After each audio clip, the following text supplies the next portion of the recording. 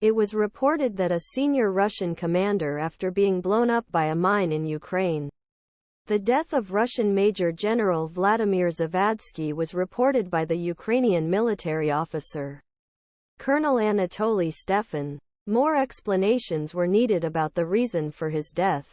As reported, the 14th Army Corps Deputy Commander Russian Major Vladimir Zavadsky was killed. 2023 Kiev's Russian President Vladimir Putin's full-scale Ukrainian invasion of strikes. Kremlin's best rice. Key figures were reported.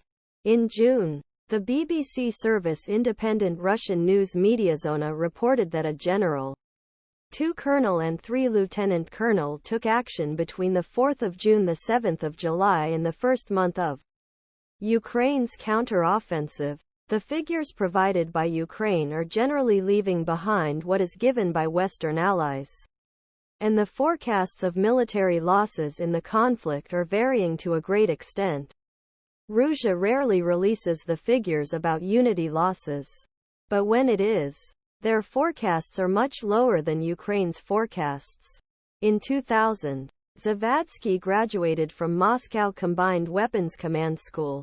9 years later he graduated from the General Military Academy of Russian Armed Forces. Later, in the Russian Army, Deputy Commander and Educational Tank Procession, Vice President of Training Center, Brigade Chief General Staff, Motorized Rifle Commander and Commander. Russian President Vladimir Putin, at the SCTO summit on November 23, 2023, is looking at Belarus.